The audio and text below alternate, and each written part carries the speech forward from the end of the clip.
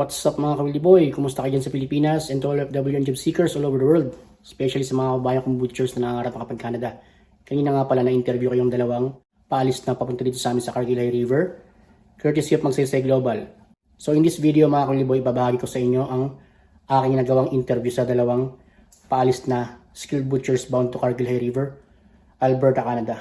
Kaya panoorin nyo ito hanggang sa uli. Nang sa ganun magkaroon kayo ng inspiration, malaman nyo yung mga tips, ideas, advice para magkaroon ng katuparan ng inyong pangarap na makarating ito makapagtrabaho dito sa bansang Canada. What's my name? Wildy boy. What's my name? Wildy boy. What's my name? Wildy boy.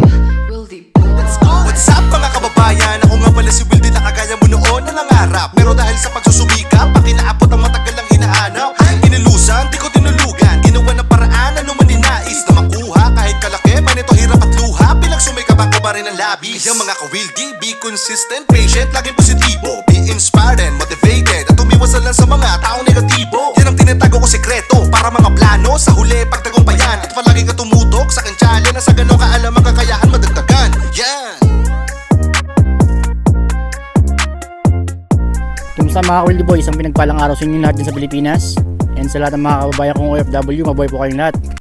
What's up mga Kawili Boy? So, kausap ko ngayon yung isa sa mga madideploy bound to Cargill High River, none other than Brant Baro. Dalawa pala sila from batch 2023 na makakarating sa Cargill High River, Alberta, Canada. So, okay, magandang umaga sa lahat, no? So, ako nga po pala si Brant Baro, 23 years old, 24 years old, no? Sinuwerte na ma-deploy sa Cargill, Alberta High River. So, nagmula ako sa Tagum City, no? Isang meat shop lang po ako, nagtatrabaho. 19 years old po ako sa side meat shop, dyan sa may Tagum, no? And then, pagdating ng February 2023, nag-hire si Magsaysay. Kaya yun, tinry kong mag-apply, no? Nasa mga 4 years na yung experience kasi nag-usual akong nag-butcher sa tinatrabahoan ko dyan sa Tagum. And then, pinagpala naman, no, may kasabayan akong katrabaho ko, yung dalawa, kabali 3 kami, yung dalawa nabagsak pagdating sa physical exam. Ako lang yung pinagpala. Kaya, laging pinagdasal na isa ako sa unang madideploy sa Cargill, sa Alberta, Canada. So, di ko din in-expect na sa Alberta ako ma-deploy. Gawa nga ng dalawa yung planta na paglalagyan dyan sa Canada, either Ontario or Alberta. Yung pinagdasal ko palagi sa Alberta, gawa nga ng mababa na yung tax dyan sa Ontario, but malaki-laki konti. Kaya yun, pinagpala, meetingin ako sa lahat ng video ni Idol Wendy, sa lahat ng mga suggestion niya, sa mga turo niya, no? Malaking tulong talaga yun, lalo na sa pagsalo ko sa interview. Tinignan ko lahat kung anong mga diskarte sa video ni Idol Wendy. Kaya yun, mas malaking tulong talaga kung lagi niyong titignan yung video niya pagdating sa pagsasalang sa interview, anong mga dapat gawin, mga diskarte, lalo na dun sa trade test or skill assessment. Yun, madami kang makukuhang diskarte dun, no? Lalo na sa paghasa ng kutsilyo, pagpili ng kutsilyo, nandun lahat. Kaya di naman ako magaling sa pag-English, but nakuha ko lang talaga sa mga pag-perform ko dun sa loob, no? So, salamat ulit sa mga tulong na binigay ni Idol Wildy. ano masasabi mo sa mga gusto makapag-Canada kahit sa mga wala pang karanasan at nangangarap makarating dito? Oo. Siyempre, unang-una, kailangan mo talaga ng experience. No, at least 2 years. Yun yung hinahanap ni Cargill or ibang employer. Kung gusto lang mag-Canada. Pero pag gusto mo si Cargill, 2 years lang, qualification nila. Tapos need talaga ng IELTS, lahat ng kondisyon ng katawan mo, dapat may kondisyon ka para kung babalik si Cargill sa Pilipinas, talagang prepare na yung buong katawan mo. Siyempre, yung knowledge at wisdom mo, dapat andun.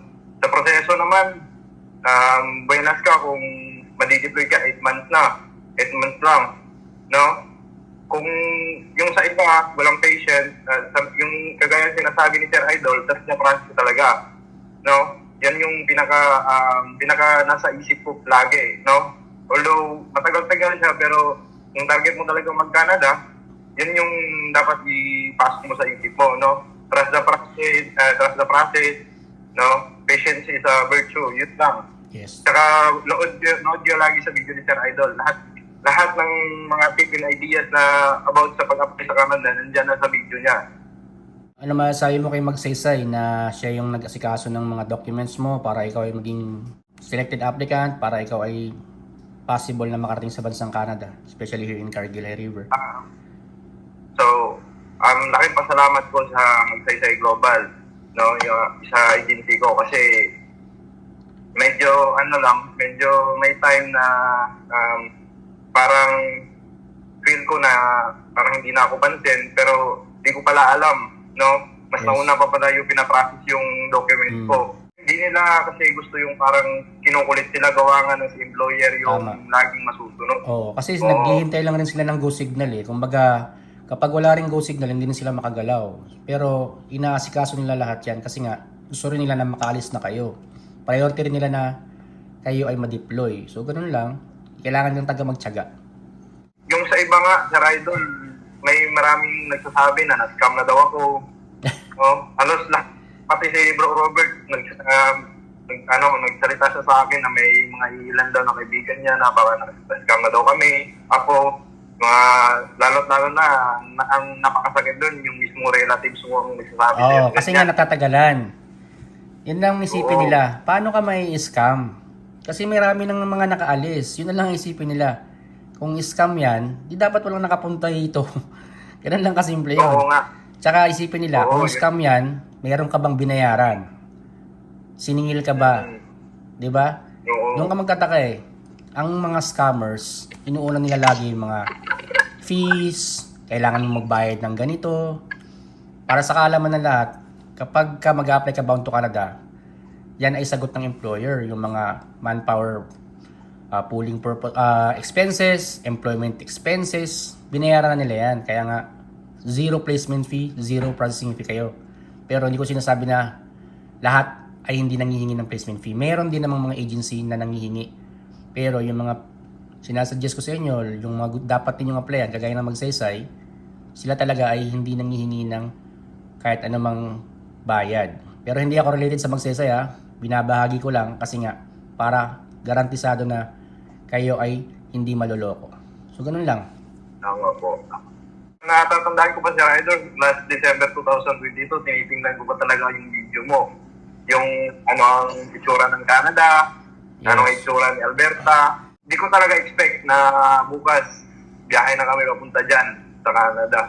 So thankful talaga ako sa Diyos na isa ka sa naging part sa journey ko sa pag-apply or pag-apply ko sa sa pag-butcher or maging isang na industrial butcher. Tama. Dapat maging proud ka kasi ang pagiging butcher hindi lang pang Canada.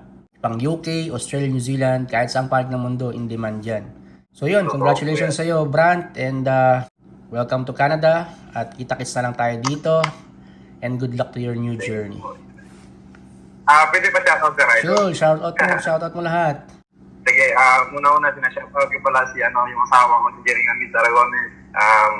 Ito na yung pinakahihintay natin, although parang nakaka-homesick, pero laban lang. Sa anak ko kay Michael Brice Aragones. Baro, para sa iyo to. Siyempre, sa boss amo ko, Sir Carl, Sir Ines, Sir Will. Ito na yung worker nyo, no? Lilipad na papuntang Canada. No, kay Sir Adonis, kapatid Gerald, pre. So, pare ko pala, sir, nagbabalak din mag-Canada. Yes. Butcher din, kasama. Oo, ituloy niya lang yan. So, Matutupad niya yan. Din, sa mama ko, kay Mama Bitia, sa Papabaro, at sa mga lahat ng inutangan ko dyan, relax lang kayo. Mababayaan din kayo. So, yun lang, no? Salamat, siyempre, sa mga churchmates ko sa GIL Church, Jesus Lord. Thank you po sa lahat ng mga prayers nyo. Naway, lahat tayo ay gabayan ng Panginoon. So yun, thank you so much sa time and Good luck to your new journey. Welcome to Canada. What's up mga Wildy Boy? So, ito na yung pangalawang paparating sa amin sa Cargill, High River, Alberta, Canada. So, presenting Robert Gas. Good evening, Sir Edol, and morning po dyan. Ako nga pala si Robert Tigas from Ilocos Sur. Isa po akong deboner slaughter sa amin sa wet market po.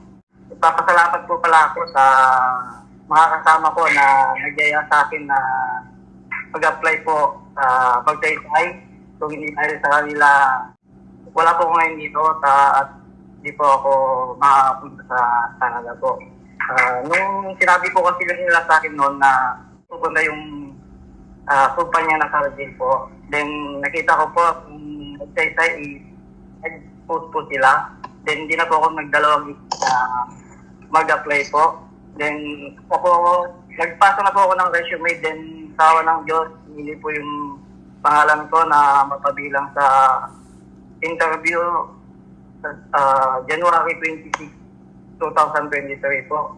Then, nung dumating yung time ng interview ko po, tinanong sarili ko kung kaya ko ba o magagawa ko ba kayong gawa ng iba. Pero, nilakasan ko lang yung loob ko na kaya ko to, sabi ko sa sarili ko. Dahil, paharap ko rin na makapunta ng bansang Canada. Tsaka, lagi kong sinusubaybayan po yung ni Sir Wildy Boy. Dahil kung hindi dahil sa mga tips niya, hindi po ako makakapasa o hindi ko ka-apply yung mga gusto nilang employer ko. Ano masasabi mo sa mga gusto mong kapag-Canada, lalo-lalo na yung mga baguhan pa lang, yung mga wala pang karanasan? Ang masasabi ko lang sa mga baguhan o sa mga gustong mag-Canada sabihin niyo sa sarili niyo na kaya niyo. Kung kaya ng iba, kaya nyo rin. Siyempre, dapat kailangan meron silang karanasan, kagaya mo, di ba? Hindi yan magiging possible kung hindi ka naging isang butcher, di ba? Deboner. So, kailangan meron silang experience, provide nila yung mga documents. Document, dapat pulido po lahat. Kasi medyo may fit din po sila sa document. Yes. Yung mga nagdadalawang isip kasi may IELTS, ano masasabi mo sa kanila? Sa mga nagdadalawang isip na mag-IELTS, try nyo lang. Try nyo lang po. Kung wala man tayong panggastos ng IELTS, gamitin natin yung sinasabi nilang technique. Kapit muna sa Bombay. Wala masama mangutang kasi investment mo rin naman yan. Kasi, yes, pag nakaalis ka, mapabayaran mo rin naman yan. Kumbaga, kinakailangan mo lang talaga munang kumpletuhin lahat ng mga documents kasi nga, para maging selected applicant ka, para ikaw ay makaalis. So yun, shoutout mo yung mga katrabaho mo dyan, family mo, and syempre yung agency na nagpaalis sa'yo. Shoutout mo po pala sa pinakamagandang employer ko na si Ate Melanie Biloso at si Doc Marlo Rivera. Tapos yung mga kasamahan ko dyan sa slaughterhouse, sila Buja, Harley, then yung iba pa po, Ragasa, tsaka Lindon, pero salamat po pala sa magsaysay, kung di dahil din po sa mga abiso nila o pag-aasikaso ng mga documents namin na kung tama po ba o hindi. Sa pag-guide nila, salamat po. Be patient lang po, tsaka huwag niyong isipin na matagal. Sabi nga ni Sir Wildy, make yourself busy para hindi niyo maisip na matagal po. Tama, tiwala sa proseso. So yun, shoutout nyo yung mga nangangarap makapag-Canada. Ano masasabi nyo sa mga aspiring butchers na gusto makapag-Canada? And ganoon rin naman sa mga kababayan natin na hindi pa ganap na butcher at nagbabalak pa lang. Ano yung masasabi mo sa kanila? So yun, ang masasabi ko lang, be patient and motivated lang. Laging tandaan na ang proseso ay hindi minamadali, no? So kailangan ng pagpupursige, pananalig sa Diyos, at syempre, discover lang kayo sa anong pwedeng gawin para makapag-Canada kayo. Kaya po nang sabi ni Boss Baro, be patient lang, tapos lagi nyo subaybayan yung mga tips ni Sir Wildy. Marami kayong makukuha tips dyan para makapagpunta ng Canada at maipasa sa mga interview. So yun, thank you so much sa time ninyong dalawa, and again, welcome to Canada and good luck to your new journey. Keep safe. God bless. Kita-kits. So yun mga ka-Wildy Boy, I hope nagustuhan yung video na to ha. Siyempre kung sakasakaling nakatulong sa inyo at na-inspire kayo, don't forget to give a thumbs up. At kung bago pa lang kayo sa akin channel, huwag nyo kalimutan mag-subscribe and click yung notification bell para lagi kayong updated sa mga bagong job opportunities, Boy FW, Boy Butcher na aking na-upload. Sa mga nangangarap kapag Canada, lahat yung sinasuggest, maging skilled worker kayo, specifically maging butcher kayo sa Pilipinas. Para yan ay magkaroon ng katuparan mga kabayan ha. Experience, requirements, stay healthy, no criminal record. Panoorin niyo yung mga previous videos ko on my YouTube channel. Nandiyan ang mga information, tips, ideas, advice, at especially knowledge na kinakailangan ninyo para matupad ninyo ang inyong pangarap. As always, consistency, patience, and a positive mindset. Samahan nyo ng diligence, tiwala sa sarili sa may kapal, at sa proseso. Safe always mga ka-Wildy Boy. See you in my next video. Bye bye mga kabayan.